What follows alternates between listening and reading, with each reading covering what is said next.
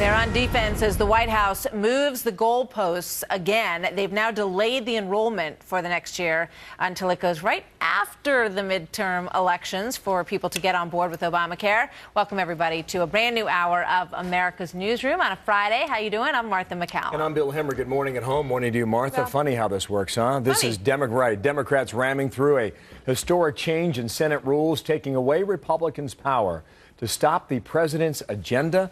The president wasting no time nominating multiple candidates for the federal bench. Senator Mitch McConnell, immediately after that, called the move outrageous. This was nothing more than a power grab in order to try to advance the Obama administration's regulatory agenda. And, you know, they just broke the Senate rules in order to exercise the power grab. So I would sum it up by saying it's a sad day in the history of the Senate. Wow, really not happy yesterday. Meanwhile, Republican Senator Lindsey Graham issued this statement. President Obama is committed to protecting Obamacare, his signature achievement, regardless of the damage done to millions of Americans, Graham says. He is even willing to throw the judiciary into chaos if necessary. Chris Direwalt joins me now, Fox News digital politics editor and the host of Power Play on foxnews.com live. So, Chris, really interesting day. It's sort of a three-pronged approach. And, you know, you could tell they got their heads together at the White House and said, look, we're going on defense. We're going to do the nuclear option. We're going to move the deadline past the midterm elections. And we're going to call in some of our favorite journalists and get this message changed and pronto. So first up, you're calling it the smash and grab in your article this morning in terms of this moving the date, right? Well, it's not just you're exactly right, Martha, that you take it all together. It's of a piece, which is, it's not that they're going on defense, I think it's time to go on offense. You're down in the polls. The American people don't trust the president for the first time. They think that he is not trustworthy. They are very concerned about his health law. You have the millions of canceled policies, deep concerns about what's going to happen next year. So the answer from the White House is, we can run this country with a third of America on our side if that third of America is intensely with us. And they're going to try to increase voter intensity among those Democrats who remain with them and try to crash through what promises to be a brutal 8 or 10 months for the implementation of this law.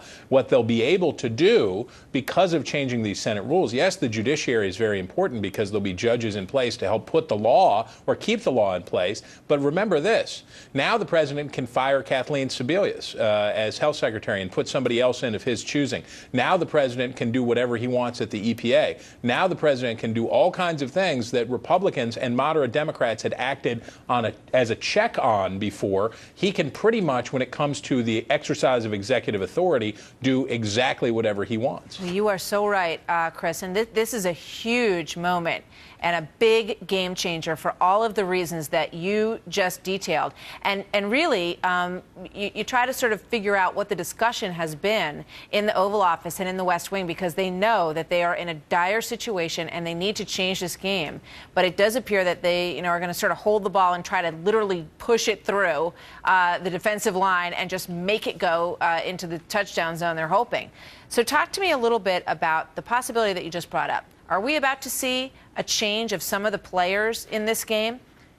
Well, one of the reasons that, and you and I have talked about it before, one of the reasons that everybody said that Kathleen Sebelius was safe as Health and Human Services Secretary was, how on earth would you get her confirmed?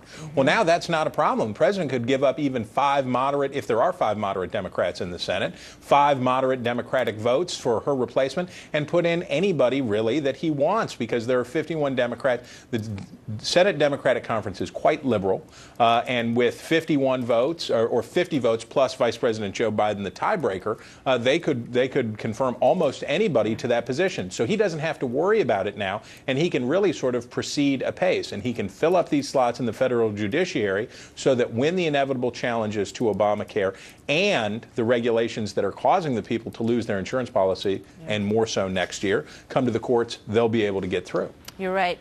Those will be easier. And I also would not be at all surprised if we start to see some changing faces at the White House as well. And it is interesting to note that Robert Gibbs was there yesterday after having been very critical of the team that is working on this. So I just put that out there, and we'll see if anything comes of that by the next couple of times that we talk. Chris, good to see you. You bet. All right, so visit our politics page. Sign up for Chris's daily political newsletter, Fox News First. You can go to foxnews.com/Fox News First. Put your email address in there, and you will get it in the morning just like we all do.